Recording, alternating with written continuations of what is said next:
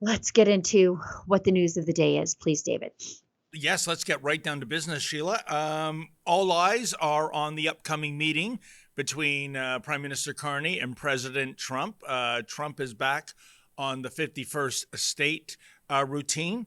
And I think we have some video here, Sheila, of President Trump saying that he'll always talk about making Canada the 51st state, which I always find hard to understand. How can one state be bigger than the entire United States of America? But, I guess we'll work out the details later. Let's run that video and we'll weigh in. On to Canada. You have long talked about making Canada the 51st state. There's obviously a new Prime Minister of Canada, Mark Carney, who you spoke to after his victory. He says that you didn't talk to him in that call about making Canada a 51st state. No, he called me. He was very nice, and I congratulated him. He had a victory. It's a very close victory. It's, there's no majority or anything, so that's going to make things a little bit difficult, I think, for him to run. But he nevertheless had a victory, and he's a very nice man, I think. Do you plan to talk to him about making Canada a 51st state? If he wants to come and see me, he's going to come this week or next week. So will you talk to him about making Canada a 51st state, annexing Canada? I'll always talk about that. You know why? We subsidize Canada to the tune of $200 billion a year. We don't need their cars. In fact, we don't want their cars. We don't need their energy. We don't even want their energy. We have more than they do. We don't want their lumber. We have great lumber. All I have to do is free it up from the environmental lunatics. We don't need anything that they have. We're giving them. I asked Mr. Trudeau, who I call Governor Trudeau, I said, not Prime Minister, Governor. I said, Governor Trudeau, could I ask you one question? Why are we giving you $200 billion? Why are we subsidizing Canada? If Canada was a state, it wouldn't cost us. It would be great. It would be such a great, it would be a cherished state. And if you look at our map, if you look at the geography, I'm a real estate guy at heart. When I look down at that, without that artificial line that was drawn with a ruler many years ago, it was just an artificial line, goes straight across. You don't even realize what a beautiful country it would be. It would be great. But I don't think the American public wants me to pay $200 billion a year to subsidize Canada. Again, remember this. Yeah. We don't need their cars. We don't need their lumber. We don't need their energy. We don't need anything. We do very little business with Canada. They do all of their business practically with us. They need us. We don't need them. You and I talked, and I asked you if you would rule out military force to take Greenland, and you said no, you don't rule out anything. Would you rule out military force to take Canada? Well, I think we're not going to ever get to that point. It could happen. Something could happen with Greenland. I'll be honest. We need that for national and international security. But not I with think Canada? It's highly unlikely. I don't see it with Canada. I just don't see it. I have to be honest with you. Okay, but you don't rule it out for Greenland. And by the way, Canada, they spend less money on military than practically any nation in the world. They pay NATO less than any nation. They think we're subsidized. They think we are going to protect them. And really, we are. But the truth is, they don't carry their full share, and it's unfair to the United States and our taxpayers. But you are not ruling out military force to take Greenland. I don't rule it out. I don't say I'm going to do it, but I don't rule out anything. No, not there. We need that. We need Greenland very badly. Greenland is a very small amount of people, which we'll take care of and we'll cherish them and all of that. But we need that for international security. Well, let's dwell on the positives first, Sheila. First of all, he's pretty much ruled out military intervention in making Canada the 51st because state. I don't think it's going to be necessary after he crushes us economically. That's not me saying that. I think that's what his mind is thinking about. Like, look, we could just crush them economically. It's clear they're not paying their fair share militarily because they have a demoralized and decrepit military.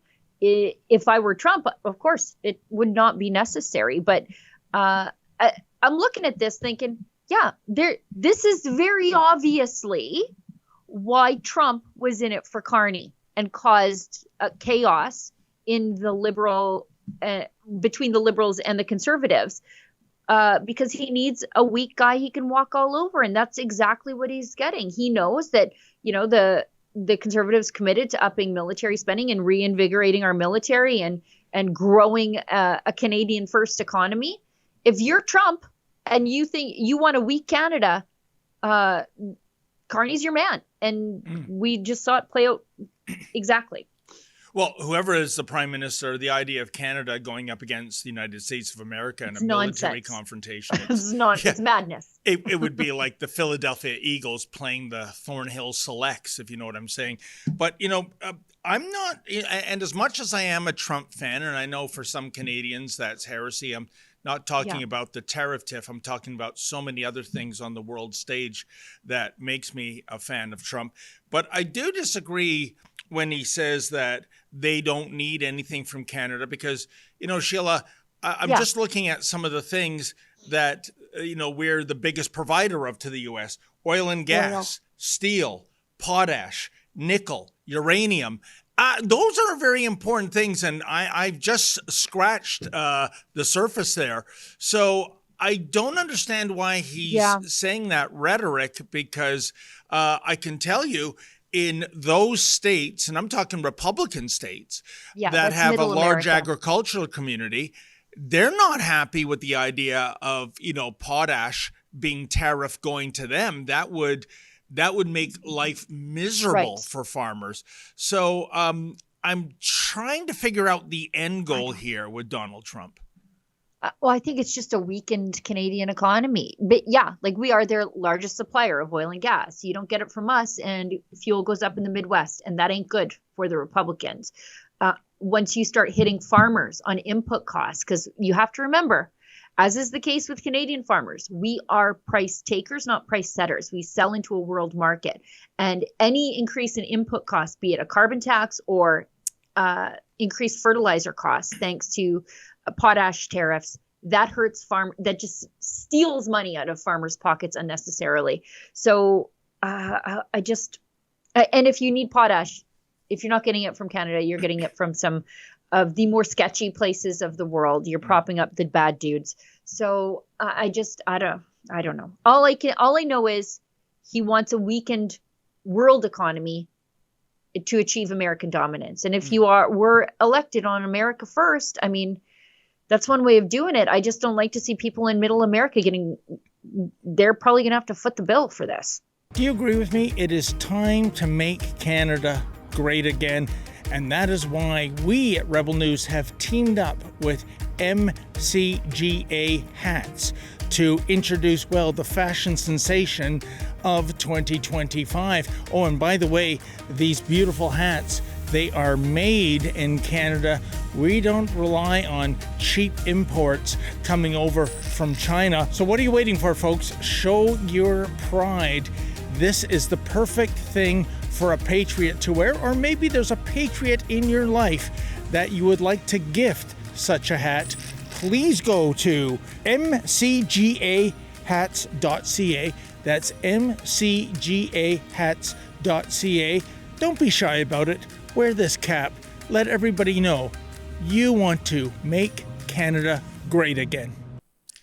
And Sheila, wouldn't the strategy of the president, instead of making the entire Dominion one state, in which case, if it were, you're risking electoral college votes going to the Democrats. But if you were to cherry pick certain provinces, most notably Alberta and Saskatchewan, those would be safe Republican electoral votes. And that's where all the resources are. Well, most of it is. Yeah, you need your minerals, you need your potash, you need your oil and gas. Right here. That's us right here. I don't know. You don't want another California with 40 million people in it coming your way. We just saw how Canadians vote, right? Like we just literally saw that. Please learn something.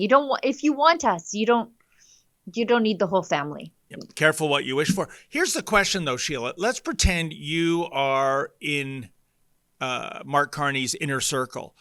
What is the advice you give to him? What is the strategy? What does he have to do in these meetings? And obviously, if I were in that role, one thing I would say is don't do what Blackface did and after the meeting mock the president, because you know what?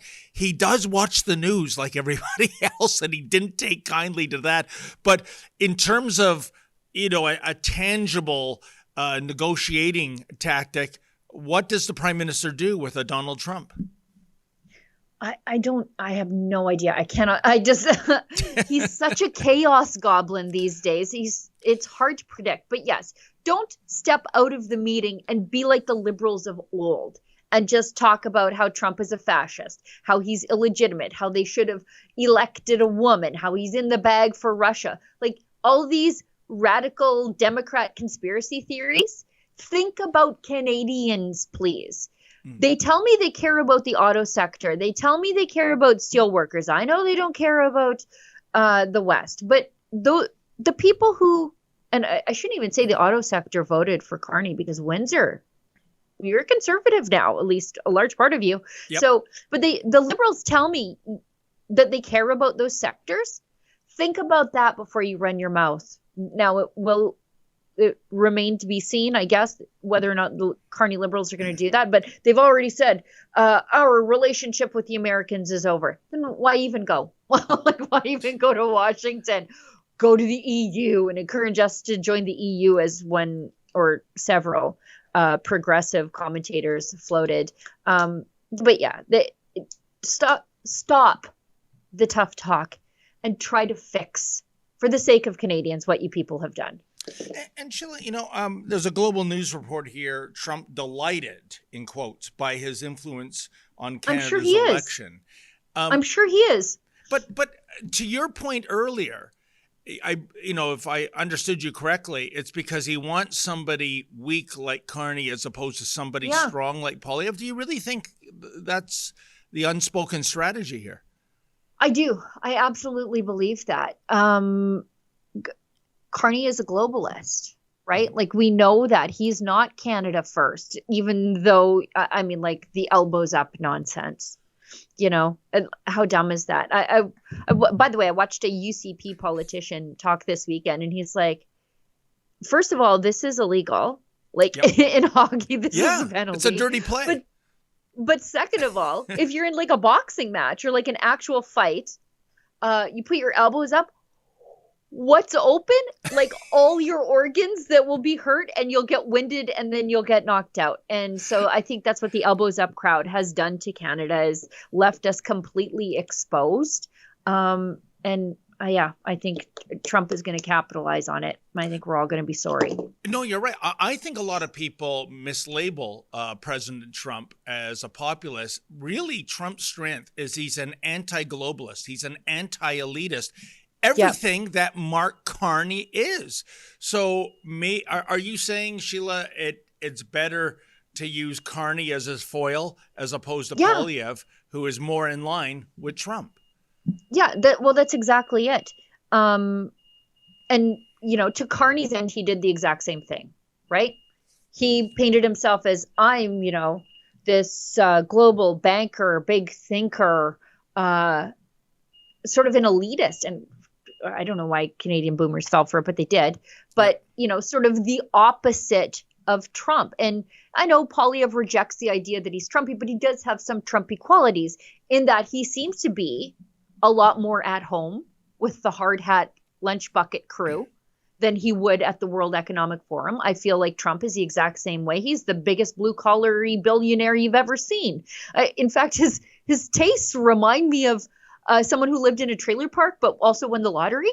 Like get a gold toilet, and like eat a McDonald's buffet. I think it worked well for both, and it continues to work well for both of them, Carney and Trump. And, I will say this, Sheila, when you say it worked on the boomers, well, the majority of boomers, let's say, I'm a boomer, Lady Menzies is a boomer, a lot of the people in our circle are boomers, didn't work on us.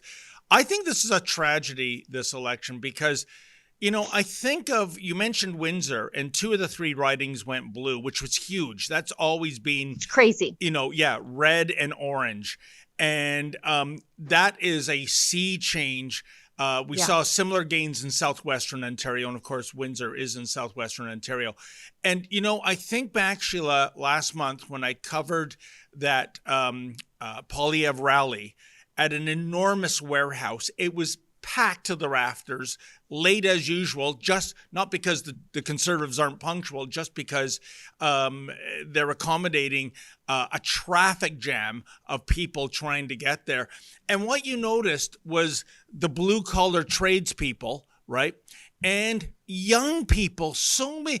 I mean, I went to a lot of Carney rallies, but of course we get frog marched off the parking lot. But from a distance, I can tell it's less the newlywed and more the nearly dead. And when I saw the turnout in Windsor and who was turning out, it makes me question those boomers who I would suspect, Sheila, most of them are financially okay. They've got their mortgage paid off, their car paid off, they've got a pension, they've got some RRSPs. Yeah, they don't want to come under any scrutiny, but did they not think of their kids, of their grandkids? Yeah. You know what I'm saying? I mean, that's the position I'd be in. That's what would, sway my vote to the Conservatives, but apparently not. Yeah, I think I talked about this on Friday's show. It's a complete and total inversion of everything we know to be what moved society forward from the beginning of human civilization. Yeah. The generation before, the moms and dads, always do with less so that the next generation does with more. And you continue to do that, and you continue to do that, and then all of a sudden you're no longer living in a cave, but you're living in a society where you have a supercomputer in your pocket. Yep. If everybody holds up their end of the bargain, all of a sudden the bargain has disintegrated. Mm-hmm. It was a sacrifice made for the good of society without the government intervening, by the way. This is just what a society organizes itself to be without government overreach. But some of these boomers, they're not holding up the bargain anymore. And this is how societies fall. Yeah, well said, and how sad. Let's face it, Canada's economy isn't heading in the right direction. Inflation's eating away your savings, and government debt is out of control. No politician is going to fix that overnight. With Guildhall Wealth, you can hold real physical gold and silver inside your RRSP. It's a time-tested way to protect your retirement and take back control of your wealth. Call 1-877-8-SILVER or visit guildhallwealth.com/rebel to request your free investor kit. And hey, make sure to mention Rebel News.